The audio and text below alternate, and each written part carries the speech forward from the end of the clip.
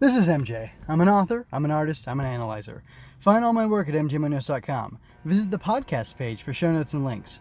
Remember to like, share, and comment to help me grow. Henshin Inspection presents Going Ultra, episode 46, Closer to Awakening. I'm analyzing Ultraman Trigger, episode 6, The 1 Hour Demon, which originally aired August 27, 2021. The writer is Toshizo Nemoto, the director is Masayoshi Takesue.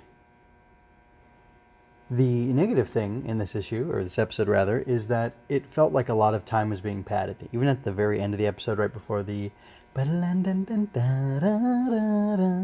end song started up, the frame froze on Kengo watering his plant.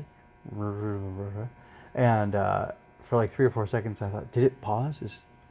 Am I getting a phone call? What's happening? And I had to actually rewind it after the music started up, and sure enough, it just paused and hung there.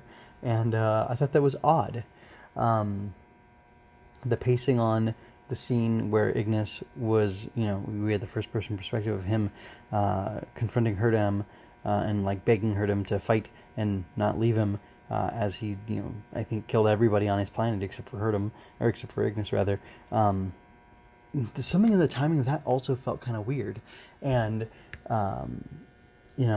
again, with Ignis, he says to Kengo, I saw you transform into Ultraman. And then they showed us the entire transformation, or it felt like the entire transformation in the aftermath, where he stood there and was ready to fight whatever kaiju that was at the time.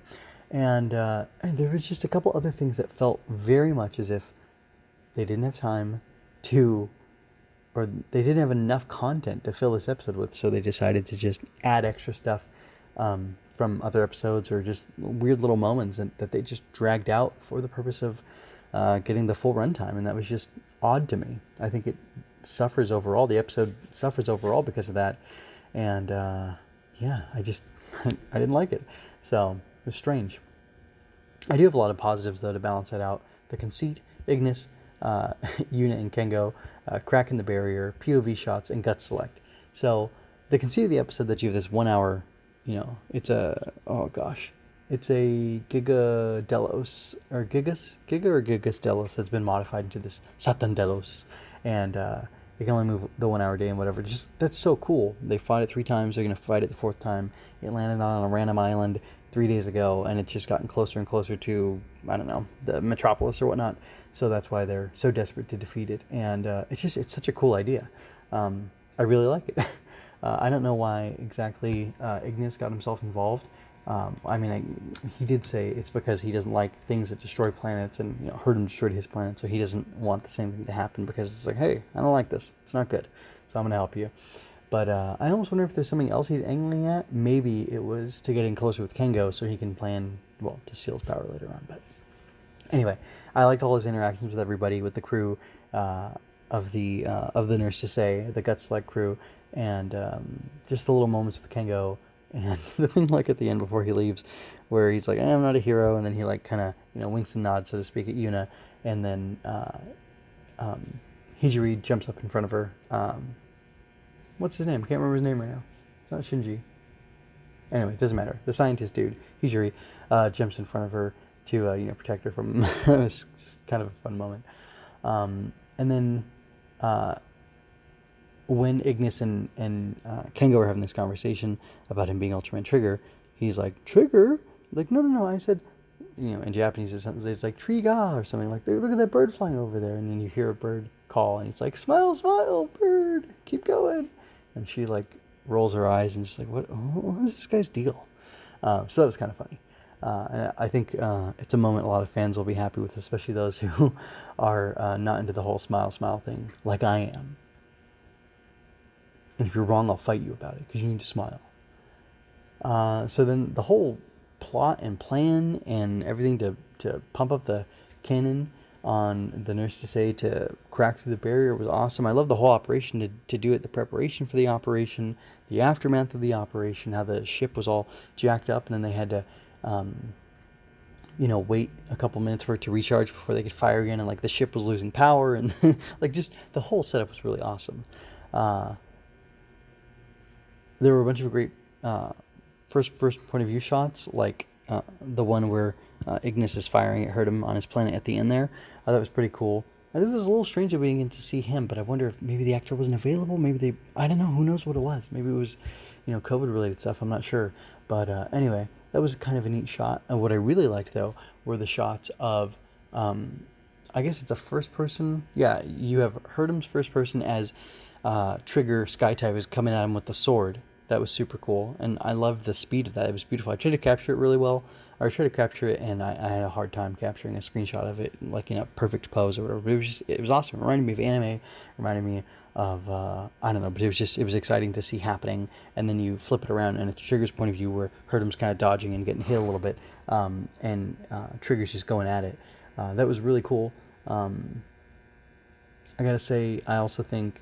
Was there another POV shot? Oh, you kind of have a third-person perspective where, like, they open up the shutter on Nurse to see Satandelos, and Nanase is sitting in her chair for piloting the Falcon, and it just looked really cool. It looked really cool. I love when they do scope, when they do stuff through windows and screens and things like that. It's really neat to get the perspective and the view of the people who are actually there. And I really like that, so they did a good job with that. It's not technically, I mean, it's technically a POV shot, but it's not really what I was talking about. Of course, I mean first-person perspective when I say POV like that. And then finally, the Gut Select crew is really cool. I like how they all work together to make the cannon fire. Ultimately, Trigger didn't end up defeating the kaiju. It was or Satandelos. It was the crew of the Nurse to say. He helped a little bit. He was more fighting Hurdam, and then he shot a cool beam out of his finger, which was a little bit different from his usual one, and it went into it looked like it hit Satandelos in the the Achilles tendon or whatever, and I thought that was kind of cool. It was a cool move, just something a little different, but that kind of softened him up for the final hit. So I thought that was neat. But yeah, I have some questions I have some questions for this. How soon until Kengo awakens to his past? He's got to be someone from before, right? Like, who is that, and what do you think it is, and how soon is it going to happen? And then, can Ignis steal the power of Ultraman from Kengo? Does he just need the spark lens, or is there something else in the equation that we don't know about yet? I'm curious to see that, and I wonder what'll happen, or I'm curious to see the fight that'll happen between them when he tries, because I'm sure it'll happen. Excuse me. And then do you want Yuna to become Yuzure and have access to that power at her will?